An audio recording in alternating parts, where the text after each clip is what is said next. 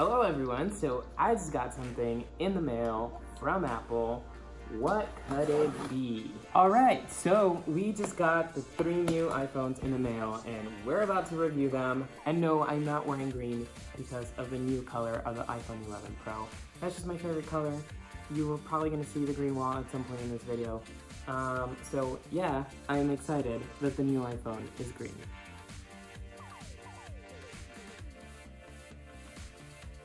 Now, before we get started, full disclaimer that all 3 iPhones were sent to us by Apple for review purposes only. Hey there, I'm Alejandro, and today I'm going to review 3 products, the iPhone 11, the 11 Pro, and the 11 Pro Max. I mean, they're essentially the same phone at first glance, but in different sizes, colors, and price. Then there's the cameras, but we'll get to that later. And for the purpose of this review, I'm going to film each segment with the phones themselves, because one of the biggest things to review here are the new cameras, and that's what people are going to be upgrading their phones for. Now, I personally don't think people should be upgrading phones every year, but if you're a few models behind or really think the new phone will change your day-to-day, then here's what you need to know about the latest iPhone 11 lineup. Now, we'll start with the most basic of the 3. Although, calling this phone basic is a disservice. I should instead say that it's the better value. This is such a pretty phone. It's such a pretty color, such a pretty finish. And if you have the iPhone XR, then you'll be used to this size and weight. It's the exact same dimensions. It's a 6.1-inch display. And the colors now come in, what is it? Purple, yellow, green, which Apple is extremely specific about what they call their products, the colors they use, and whatnot. So it's like not black, it's space gray. They all have very specific names. And it was interesting to find out that these 3 new colors are actually green, purple, and yellow, which this is not any green. This is mint green, a foam green, a seafoam green, pastel green. I don't know, I'm just surprised that Apple is not calling it something other than green, and purple should be lavender, and yellow should be canary. It's just interesting. Just a little side note that is completely irrelevant. However, the thing that will make many people upgrade to this new phone are the new wide and ultra-wide cameras. I'm really excited to try out the wide and ultra-wide cameras because, you know, you're supposed to be able to capture more with them. For those who are technical and truly care about the specs, it has a 12 megapixel wide camera with an f1.8 aperture with optical stabilization, a 12 megapixel ultra wide camera with an f2.4 aperture and 120-degree field of view, and a 12 megapixel TrueDepth front facing camera with an f2.2 aperture. Alright, so I'm gonna show you the wide and the ultra wide by looking at my plans. So let's do it. Okay, so that's the regular wide shot that you would typically see in the iPhone 10, iPhone XS. But when you hit the ultra wide button, you see how it captures way more. It just zooms out. All right, so that is how it works. I think right now I'm on the ultra wide, so you're seeing my whole apartment. The one thing that I did notice about the ultra-wide camera is that when I take photos, sometimes the photos look distorted, like just stretched out. Kind of similar to that if I were to be taking a photo with a fisheye lens, it just kind of seems like there's this bubble. Another great camera feature we're finally getting is night mode, which Apple is very late in delivering. So before getting the iPhone 11, I would always carry 2 phones when I went out at night to take pictures. Especially when I was traveling and sightseeing, I would take my Pixel 3 to capture the true essence of landmarks at night. It has an amazing night mode, but now with the iPhone 11, I no longer have to carry 2 phones. So I'm gonna give you a real life example of the capability of night mode with both phones right now. But first, I want you to see this area with the iPhone XS. So now that we know how dark it is, let's put them to the test. So on my right is the iPhone 11 and on my left is the Google Pixel 3. And you can see that the iPhone 11 is a bit warmer and the Pixel is a bit more cold.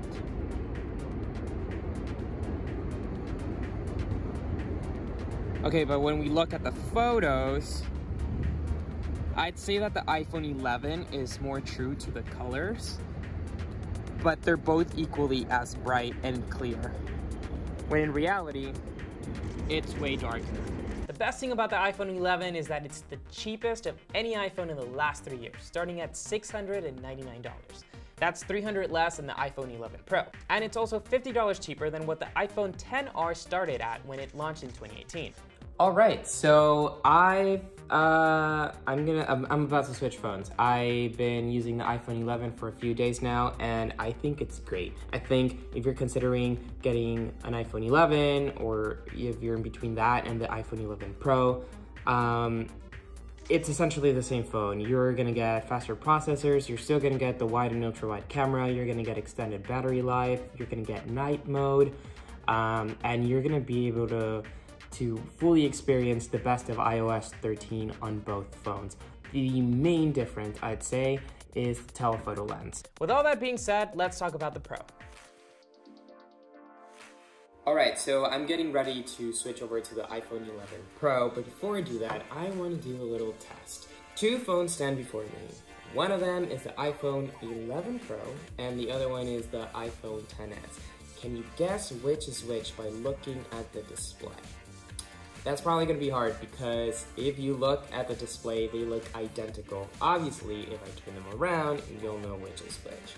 But that's just to say that the iPhone X and XS are the exact same dimensions as the 11 Pro. Really, look, I could put them right on top of each other. I must say that the 11 Pro is a bit heavier. The 11 Pro has been my favorite model of the three, mostly because of the new midnight green color and the smaller 5.8-inch display. But mostly it's the green. First impression on this phone is that it's beautiful. The new midnight green is stunning. And the back is supposed to be scratch resistant, which, you know, I'm a little scared to test. I always protect my phones to the max, so I'm really scared of just going around without a case. The new 813 Bionic chip in it also makes it very fast and smooth to use. You'll notice immediately how much quicker you can play games and switch between apps. Even the speed in which the camera opens and starts recording is quicker. But the feature we really have to talk about here is the added telephoto lens to the 11 Pro. Apologies in advance to those of you who suffer from trypophobia, which is the fear of a bunch of clustered holes or bumps, and I know it was a real thing when the phone was first announced because of the three lenses on the back being so close together. So just a quick trigger warning, I will be showing the lenses on the back a lot. Alright, so I am walking over to my window to test out the telephoto lens, which is insane. Also, in case you were wondering, yes, I did cut my hair in the middle of making this review, so this is the new look. Anyways, back to the zoom. Now I'm going to show you the reach the telephoto lens has, which again is insane. So this is the normal view. This is with the ultra wide, and now I'm going to show you the power of the telephoto lens. So I'm going to zoom in.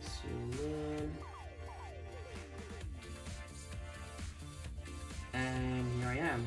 I'm fully zoomed in. The 12 megapixel telephoto camera has an f2.0 aperture and offers an optical zoom that gives you more range with your photos. Meaning, you can sit in the nosebleeds and still get a decent shot of your favorite artist on stage, like I did.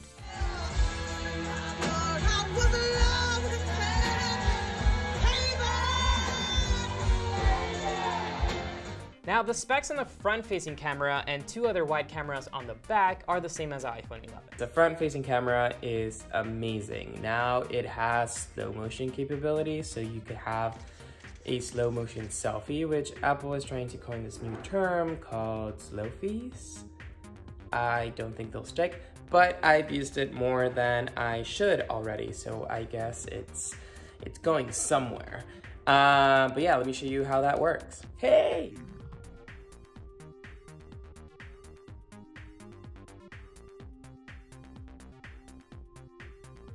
The 11 Pro also comes with a fast charger included, which is a USB-C to Lightning cord that will charge your phone way faster than the Lightning to Lightning cord that comes with the regular iPhone 11 in all previous models. You'll get more than 50% battery life in under 30 minutes of charging. If you have an iPhone, whichever iPhone you have, obviously not the first generation, you are familiar with this cube and the USB to Lightning cord cable. So the iPhone 11 has this charger, but if you get an iPhone 11 Pro or a Pro Max, you're gonna get this new charger, which is USB-C to Lightning cord. And let me tell you, it charges your phone way faster. It's quick, it's fast. And while we're on the topic of charging, let me say that my favorite thing of these new phones, by far, is the new battery life. I'm ready to leave my apartment and I've charged my phone to 100% battery. And so one of my main missions with reviewing the 11 Pro is finding out how long the battery lasts. Apple claims that it will last a whole day. I want to know exactly how many hours are in this day that Apple claims it lasts. It's the next day and I am reporting back to find out how much battery I have left after 24 hours of using my phone. Of using my phone for taking photos, recording, listening to music non-stop, playing games, being on social media all day, text messaging, calling friends and family for hours, and guess what? My battery is still at 30%. I charged it earlier last week. I did not document this, but I'm pretty sure it lasted 27 hours. I am not exaggerating. So these new phones can survive. Now, you'll get an improved battery life with all three models, but if you want the best camera quality, then go Pro. The iPhone 11 Pro starts at $999, and that's with 64 gigabytes of storage, which is not a lot to start with given all the information we store on our phones nowadays. I've been using the iPhone 11 Pro with 512 gigabytes of storage, which is a lot, but I always like getting the most storage in hopes that my phone will last more than 2 years. There's not a whole lot to add here, other than it's the exact same phone as the 11 Pro, but with a 6.5 display and the inability to fit in most pant pockets. Alright, so now I'm on to the 11 Pro Max, which it's just too big. I mean, it's bigger than my face. Bigger than the 11, and it's bigger than the 11 Pro. Last time I had a phone like this was the iPhone 7 Plus, which was, I think, the first time they did a phablet, and I fell down 3 flights of stairs, extremely steep stairs.